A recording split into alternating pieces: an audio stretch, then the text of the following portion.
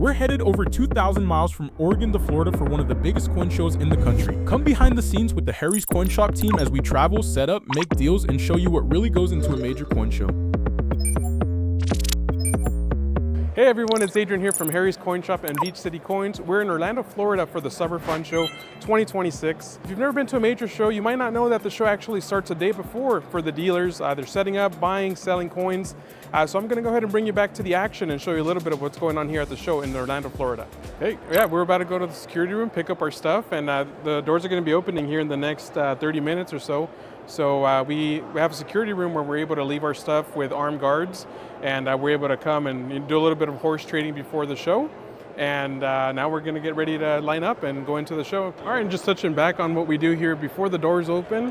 What are a few things, Richard, that you would say, like what's a good thing to do for people, or what do we do here before we start at the show? First thing we do when we land is we meet up with a lot of the people that we do a lot of business with. We're always here to buying as much stuff as we could get a hold of, so it's good to have relationships with people and who do good business, and those are the first people we hit up before we even get into the show. Yeah, I mean, we were talking to a dealer, and they've been here since like Saturday, and they're buying a lot of business happening before the doors even open to the show. So build some good relationships, and you're able to get some really cool stuff before the show even starts. You never know what you might be able to get your hands on. Good to see you. Good to see you. Good. I want to ask you a question for hobbyists that are coming to the show. You know, what's a good tip? What's some good tips for somebody coming to their first show? Well, the good thing about the show is there's somebody dealing in everything. So if you deal in ancients, there's an ancient section. If you deal in world, there's a world section.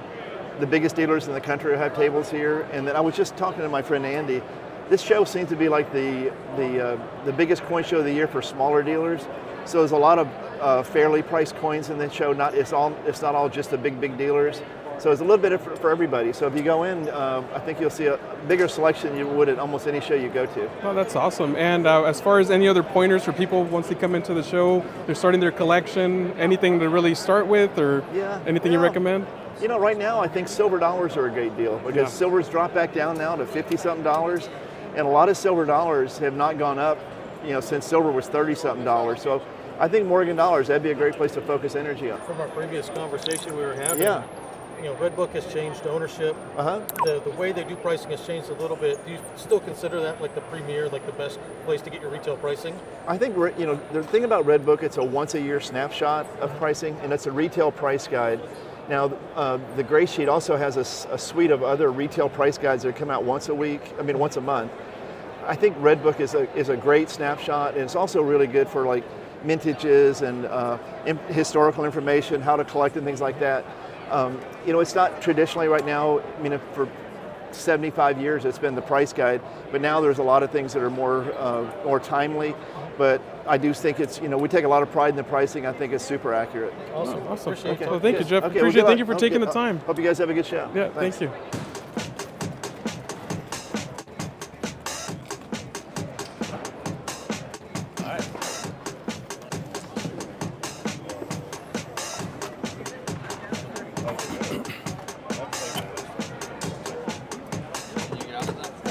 All right, so a little bit here behind the scenes, what we're doing is Bill's here currently setting up the cases. As you see, you hear a lot of noise going on, and people are setting up. They're putting out their stuff, getting ready for the show. A lot of buying and selling is going to happen here in the next few hours, and if you take a look around, you can see all the different dealers setting up their stuff and getting ready to go. We're going to go get some lamps. Make sure that we have a good light source for our table. If you're buying coins, you want to make sure that you look at them under a good light, so let's go get some lights for the table. Yeah, for my lights. Okay. Gotcha. Awesome. Thank you. Lights, camera, action, baby. Let's go.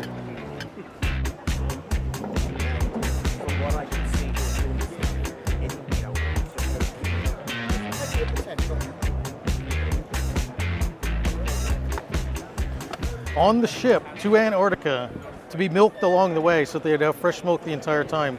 And they have the honor of being the first 4 Guernsey cows milked in Antarctica. And then they got it? And they were given a medal for it. So I did notice that somebody was asking in regards to that medal. Bill, do you want to tell us a little bit about it? It looks very interesting. Oh yeah, I enjoy this one. I think it's fun. It's from Admiral Byrd's Antarctic expedition from 1933 to 1935, and they took 4 Guernsey cows from the Guernsey Cattlemen's Association on a U.S. naval vessel to provide fresh milk during the voyage. And you see, it begins in 1933. This is right at the tail end, or maybe even during the tail end of Prohibition, and it was just sort of a symbol of American excellence or American purity at the time, that, hey, our Navy drinks fresh milk, not rum or whiskey or whatever. So, but I think it's just interesting that these were the first 4 cows we know of milked on Antarctica. All right, so another fun thing to do once you're set up here, it's to go around hunting and looking to see what you can find. A lot of really good deals going on right now. How's it been here at the table? Yeah, Bill, anything interesting going on? Yeah, we've already been selling a lot of stuff, and I hope you guys have been finding some stuff. I'm looking forward to going out myself here in a minute. Yeah, it should be fun and good time to pick up some deals. Here's a really cool piece of Nuestra Señora de Tocha. It's a silver bar off of the shipwreck.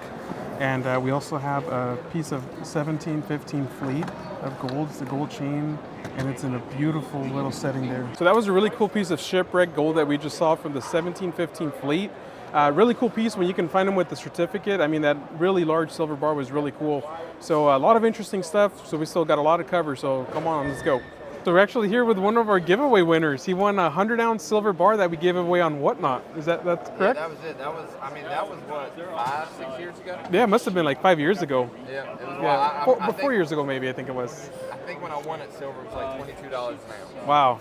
Oh, that's awesome. Yeah. And he was saying something interesting, creative stuff that he did with it, but that's awesome. I mean, it's nice to meet people that actually won, and it's not just a bot, you know? So. Yeah, I think it was a buyer's giveaway. Yeah, would have been a buyer's giveaway. Good, yeah. If you watch any of our Whatnots Beach City coins, you see we're just, have a lot of stuff going on. We're always giving away cool stuff, and yeah, that's awesome, man. How you liking the show so far? Pretty good. I bought like 32 rolls of Libertad. Wow. Yeah, one got the key date, the 87 roll. Nice. Yeah, Libertads are hot right now, so that's a good pickup. Yeah, no, well, thanks for coming by and saying hi. Yep, thank you. Hi, Bob Russell, and I am in charge of the exhibiting area here at Fun. I'm the chairman of the exhibits. This particular exhibit is for people who might be interested in collecting Fun medallions. Fun started in 1967 with 1 medallion, very, very limited, and then they started again, or they quit and then restarted in 1994. So you have many different medallions. What we have here is a collection of the medallions that were produced that have errors on them. This one here has a die crack in it, which is a crack that occurs in the die itself, and when they produce the medallion, it shows up as a crack. This particular one here, these are called clash dies. When the wrong side of the coin is hit by another coin, you get these striations up here. You can see the numerals have been printed 3 times. This is a triple struck die clash. This particular error, this is a problem with proofreading. You can't pronounce the word 33ND. It should be 33RD, 33rd. So nobody caught that, and all the coins were produced with ND. I'll get to you. Nothing wrong with this one. This is an absolutely perfect example of how they all should have come out in an extremely high grade. These 3, for some reason, the company that made them used 3 different collars. All right, we're all done with day 1 here at the Fun Show for summer 2026. And it's been fun. Bought a few things, and busy day, Bill. My feet are hurting. I don't know about yours. Absolutely, yeah. I mean, mostly what happens on dealer setup day is you chaotically set up as fast as you can so you can start wholesaling to other dealers. That's mainly what happened, but there's also early birds. There's non-dealers in there too. If you pay for the early bird pass, you come get it on the action. Yeah, and you know what? Another thing that I noticed, silver dollars are hot right now. We had a dealer come and just pick up all the GSAs that we had, the Carson City silver dollars. So yeah, it's going to be interesting to see what it's like when the public comes in. Still the most collected coin in the world. Yeah, definitely. So yeah, we'll bring you guys on tomorrow.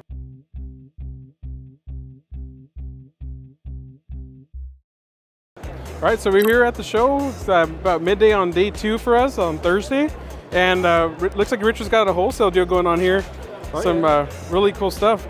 I've got a big deal going on too. I just paid $5 for 2 quarters. Man, you know what? If you're a kid, come sell us some coins. We're happy to buy some coins from you. Show them to Bill. He pays the most. But yeah, no, just a little bit, you know, of wholesaling and retail and buying. So it keeps us busy here at the show, and a lot of people from our YouTube and from the store have been coming to see us. So we appreciate everyone that's come to say hi. So yeah, we'll catch up with you later. All right, we're here with Timothy from Gallery Mint. That's so tell us a little bit about what this really cool equipment is. Some cool stuff here. The Fun Show invites us down to demonstrate how coins are made. This machinery on the tabletop represents a time period from Renaissance to the Industrial Revolution. So about 1500 to mid 1800s, thereabouts. It pretty much shows exactly how coins are made even today. Just everything's now fully automated. With this desktop mint, we use pewter as our material for the coin making. Pewter has a super low melting point. We use an unleaded pewter. It's mostly tin. Okay. So we can melt it like 400, 500 degrees on a hot plate. You caught me with the plate off, but that's okay. I'll still describe everything we're doing. Once the metal is molten, we have our ingot mold. Just a basic book mold that we pour our raw material into, our molten material. Once it solidifies, we get that open, and this is where we get our bars from. Wow, that's really cool. So do you work with pewter because it's a softer metal? In this case, yes. Okay.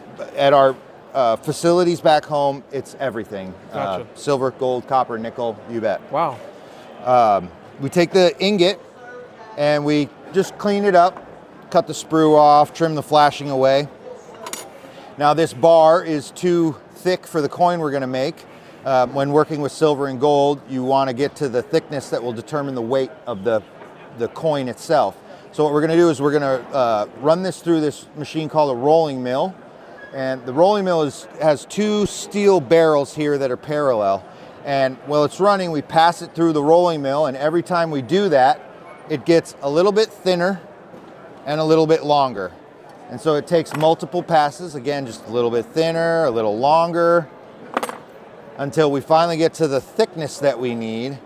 And again, that thickness is going to determine the weight of the coin. Wow. So when working with silver and gold, it's very important to get that thickness to the proper tolerance. Yeah, a lot of manpower goes into making it really even does. The blank planchets. That's right. And this is very small scale.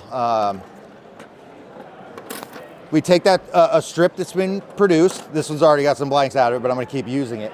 The strip goes to this machine. This machine is called a screw press because of this mechanism here, the screw. Okay. Again, typical of coin making from the Renaissance to the Industrial Revolution. This press is set up with a punch and a die, and it's basically a heavy-duty hole punch. We just put the strip in, we bring this down, give it a little squeeze. It punches out that blank. It passes through a hole in the table, and that's where we get our round blank. Oh, wow. Now, historically, this certainly could be struck into a coin. And when coins were silver and gold, as this passed through people's pockets, there were some individuals would clip or file or chisel, it's where the word chiseler comes from, the edges of your silver and gold and steal that material from everyone. So a man named Jean Castaigne was credited with inventing this machine here. We refer to this as an edge mill. And what we have here, I'm going to point up to the screen here, it's easier to see. What we have here are two engraved dies that have decoration on them. And it's 2 tracks. And when we place the blank between the 2 tracks, we're going to roll that through there. Now, again, historically, it could have been any kind of decorative border. Vine and bar was a famous one, a lot of geometric patterns. In this case, we're doing lettering. And as we roll it through there, it's actually pushing into the sides, oh, wow. upsetting the blank. And in this case, it says Gallery Mint. That is awesome. because that's who we are. Now, again, back to the chiseling or the clipping. This gave you a quick reference point to see if somebody had dragged a file across the edge of your coin. So similar to the $20 gold pieces like the St. Gaudens and so on. That Okay, have the so rolling... that's right. Now that's applied using a different process than this, Okay. But very much similar. Oh, Yep. very cool. When we went into mechanization, U.S. Mint went in 1836. We really moved away from lettered edges and things because we went to collar striking, which is a modern method, and you can't get decoration on the board and have it struck and come out That's every right. time. There's exceptions like the St. Gaudens. That's made with a specialty multi-piece collar. Oh, okay. Yeah. Oh, very interesting. Pewter's very soft, very nice bright white. So we can take this planchet that has been prepared and we take it to this screw press. And in this press, we're set up with our obverse and reverse dies. I think we got a little camera set up for this too. Or heads and tails if you want to be technical. And there's the... if I get over there. There you go. Hammer and anvil, that's my preference. So I take this blank that's been prepared and I just hand place it on that bottom die. Every coin made from 700 BC to the Industrial Revolution was placed one at a time. Millions of coins for centuries. It's not, we converted it. Most of this equipment comes from old jewelry houses and stuff they're still being used for different things. So I've placed that blank in there, the planchet in there. I'm going to give this a little twist and it's going to deliver the pressure, strike both sides at the same time.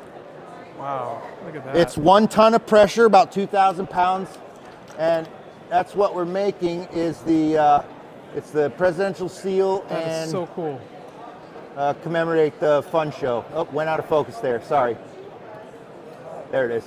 And that's what we're giving away here if I was faster than I am. Very cool. Yeah, and what we're gonna do here, we're actually gonna give this away to one of our followers here, Nice. courtesy of Gallery Mint. Oh, So in that case, sometimes if you're not paying attention, it doesn't quite get on there right. check it out. Here, I'll do it so the camera can really see it. All right. There we go. Doesn't quite make it right. Oh man, did he just make an error coin? Yeah. Oh yeah. That's awesome. So if you're gonna, there you go. You can give that away to your. Excuse me one second. Oh, here, let me put it in a baggie for you. Pretty cool. There you go. Now somebody have that one too. Wow, look at that. So we're gonna give away 2 of these coins. One of them is gonna be an error, and what's gonna be regular. So make sure to comment on the video. Yeah, good luck. Thank you very much, Sam. Yeah, cheers. Thank you very much for taking the You time bet. to show us this You bet. very cool process. And just a couple questions. So you guys Please. take private, do you guys take orders for people that want to create certain products? You bet. Most of our work is in full custom minting, and so Okay. we have our own machine shop, a tool and die shop, and a die shop. So we create all of our own tools, including the dies, so people will come to us. They can provide their own material. We can source the material, but we go from just like this, from raw material to finished product. We even do presentation and drop shipping, full service, all awesome. the way. Oh, well, hey, thank you very much again. Thanks for taking You the time, bet. and appreciate you both very much for taking the time to do this with us. Cheers. Thank you for the Thank you. gifts as well. Yes, we'll thank the Fun Show for having us. No, hey, thank you, Yeah. and thank the Fun Show. Thank you. Cheers. Yeah, cool piece here. guys? This is from the Attila Shipwreck.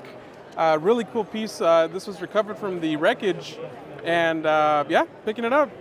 Really cool piece. Congratulations, Daniel. Thank you. I love silver. Silver to me is the king of all metals because I know it's going to be something very special down the line. Oh yeah, I mean it's special. almost down 50% from its high. So, you know, it's interesting to see what's going to happen with it here in the next few years. I started buying it at $14 an ounce in 2018.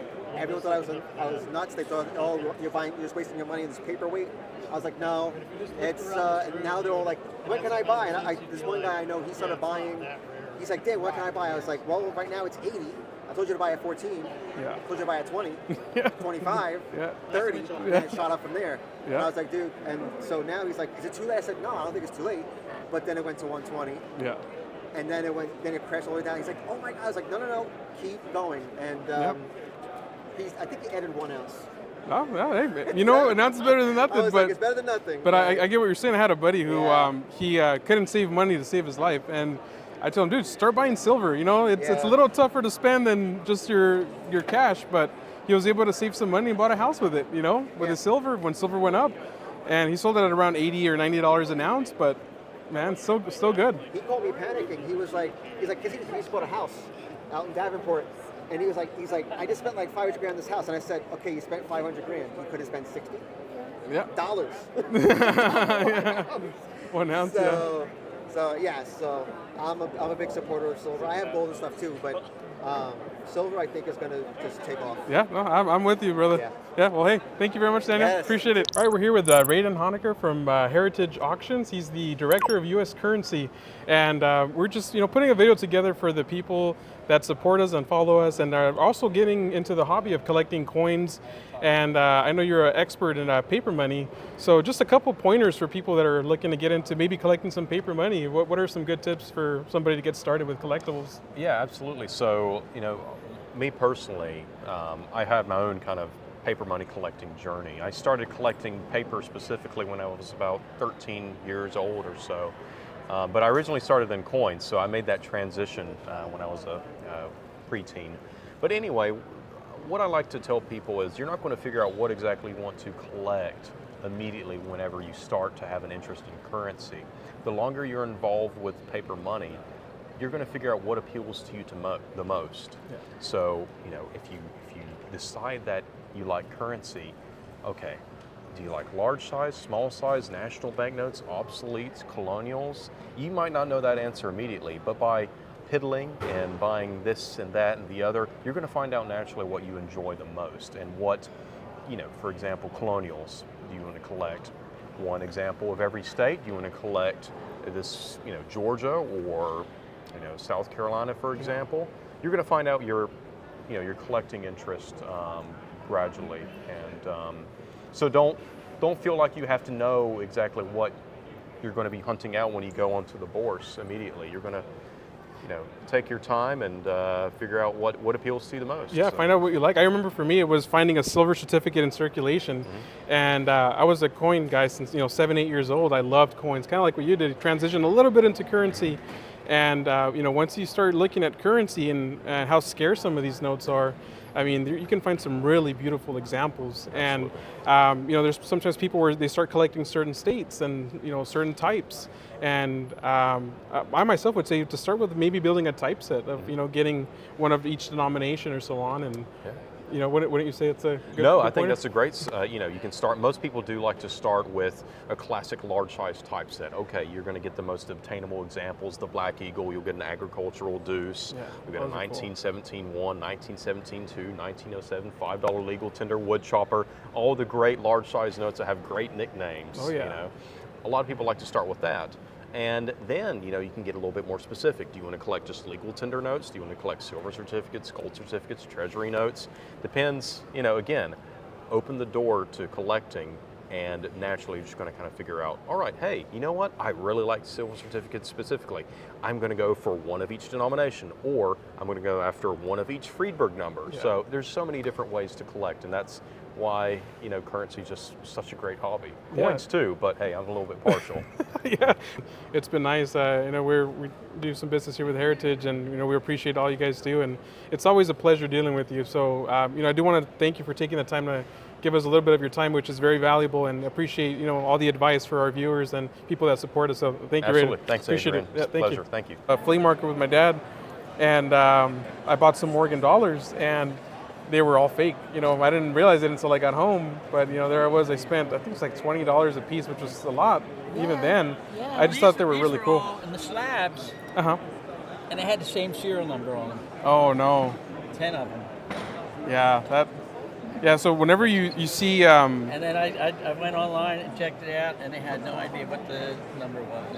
yeah, the good thing is you can pull up with an app now. They have an app where you can pull up the coin, the certification number, and it'll tell you if the coin's real or not. But there's also a chip inside of the holders that's an NFC chip that you hold it up to your phone, and it'll pull up the certification. So I can show you here. See, that's good. So for example, on this coin here, go to your cert verification app, and you go to scan NFC, and then you hold it behind your phone here.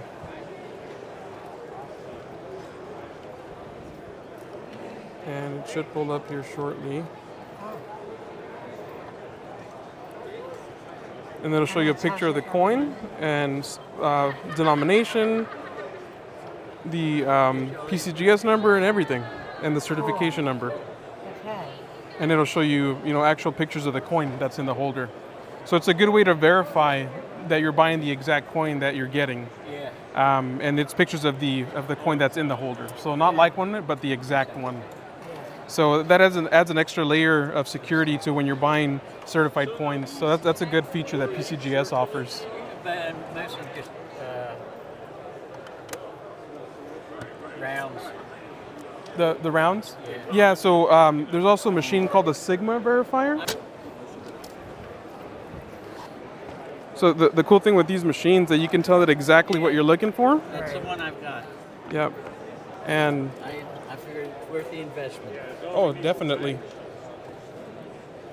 Because you can get stuff that's a different metal, right? And you just tell it, for example, that you're looking for 3/9 fine silver. You put that on there, and it's within the brackets.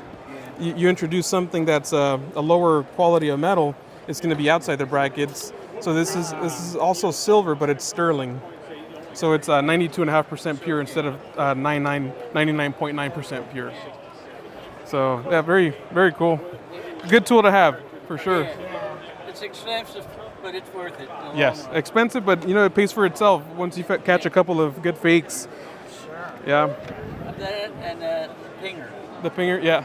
Yeah, I go by this one. This is a really good tool. Yeah, the pinger, if you don't have that handy. Yes, it's better than nothing. So I agree with that.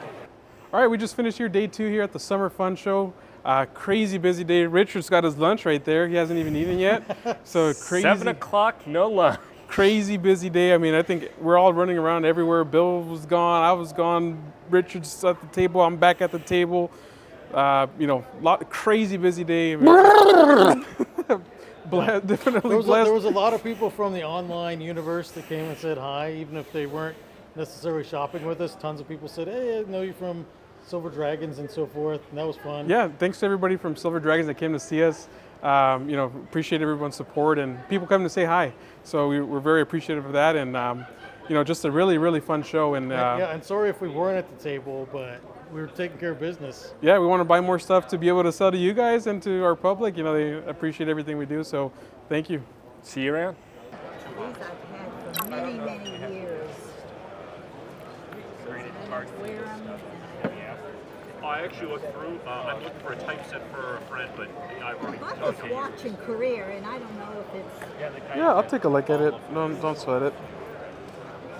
Mark? It was, but I don't know. Yeah, it looks like it, but I just want to make sure. Welcome to test anything you want.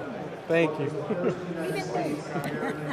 That I'm human. I bought it in Korea, and I paid $80 for it back in 1998. Wow. That's nice. You can't get a watch for that nowadays. I know. At the airport. Yeah. That was so kind of you to make us these wonderful brownies. Thank you very much. I'm excited to try them. Well, I figured later on you'll need a snack. Yes. Thank you. For your boys too. Yes. I recognize this young man right away. Yeah, Richard. I want to get a picture of you and me together. Oh, of course. Yeah, we can totally do that. Is that testing the gold? Uh-huh. Tells me the carat. So for this one, for example, it's testing as 14 carat. So just lay the pen on there and marks it right at 14. So it's not 14 carat? It is. 13 carat? 14. You said 13, that's what I'm saying. No, 14. There's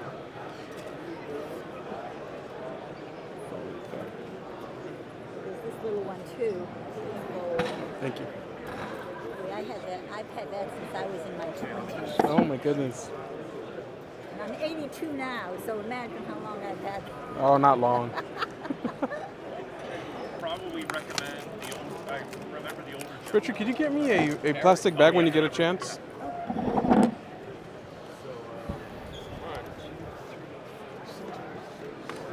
You guys are like celebrities. It's good to see you. Hey. What's up? Again, thank you. You guys don't have any bulk ancient coins, right? Bulk? No. It wouldn't make sense to bring that all the way out here. Yeah, we have it on a shop, but not. We brought some stuff, but it's sold. Yeah, we had a couple cases full of this stuff, so. It's good to see you Yeah, guys. thank you. Harry didn't come, huh? No. Is he okay? Is he Yeah, he's holding down the fort. Thanks, Yeah, guys. thank you. Yeah, that's a grand total there. This is a breakdown. Yeah, no, it's crazy the difference between the value of gold and value of silver. It's kind of like thinking about an ounce of silver, an ounce of gold. You know, it's a big difference. But yeah, still adds up to a lot. So we hit a little pit stop and actually found a phone in the bathroom. So make sure if you find a phone, you go return it to the information center. Cool thing about these shows is they have an information center, and most people are pretty honest people here. We're in the coin business. But yeah, if we found a phone, let's go give it back.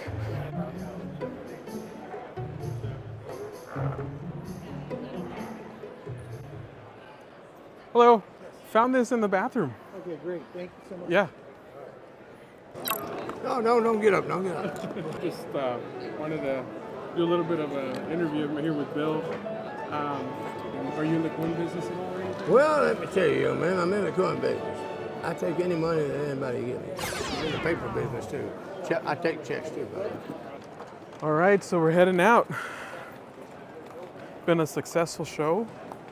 Show's starting to die down a little, but happy to go home. It's been a long week, but very successful, and met a lot of really cool people. There's Richard still shopping. What caught your eye there, Richard? I was seeing if there's a Denali. He's looking for a Denali. You want to do the photo booth? Yeah. Victor, you guys want to do the photo booth?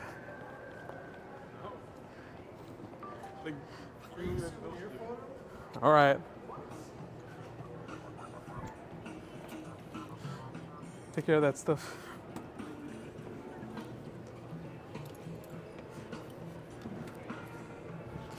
It says insert money. How do you do it? It says free. Oh, there we go. Woo. 3, 2, 1, aisle. 3, Oh. 2, 1, aisle. Or maybe you pick the one you like. Yeah. No, it's gonna print out. 1, aisle.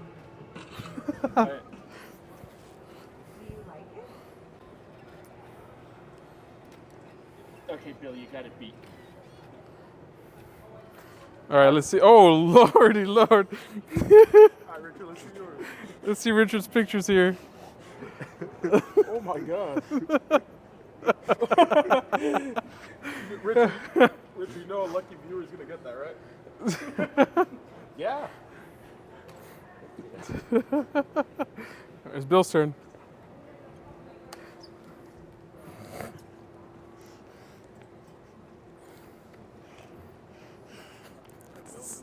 Let me take a picture of that. I'm actually cute. Let's show the camera. Let's see your work, Bill. Oh my God. Who's he hiding from right there? From Richard. That's how we ended off day 4. All right, we're done here with the Fun Show 2026 for the Summer Fun Show. And we just finished taking some pretty silly pictures here. So I'll give you guys a look here at what we... Adrian wasn't that silly. Well, I don't know you guys were going to outdo me like that. But actually have some good news. If for whatever reason somebody wants to win these, we're going to give them away at our 5,000 subscriber mark. So just go ahead and you have to subscribe and leave a comment in the comment section saying what your favorite part of the show was. And yeah, I mean... Yeah, we'll autograph the back of those, and you'll have some nice souvenir photos from our fun time here at the Fun Show. Yeah, and just real quick, what was your favorite part of the show, Bill? Money. Money. Yeah, that's a good question. Yeah, I mean, yeah, we don't want to really talk numbers on the channel, but I think we had a very successful show, and that makes you feel good, despite how tired we are. Yeah. And I think the main part of coin shows that if you're not in the business, you might not understand is that, like, we like seeing people again that we haven't seen in 2 months, 3 months, 6 months, because there's some camaraderie among the dealers sometimes, and that's always my favorite part. Yeah, definitely. How about for you, Richard? Seeing people you haven't seen for a long time is always good. Seeing a lot of our fans. You guys are always so nice coming up to us, shaking our hands. Hopefully I washed my hand after putting my finger up my nose, but I made sure he washed his hands after that. But yeah, no, it was an awesome show. I guess my favorite part of the show was just like Richard was saying, seeing everyone and also having a successful show, flying all the way out to Florida. And, taking these pictures, that was a good way to finish off a successful week. And again, very grateful to everybody and just appreciative of everyone. So thank you, and we'll see you at the next one.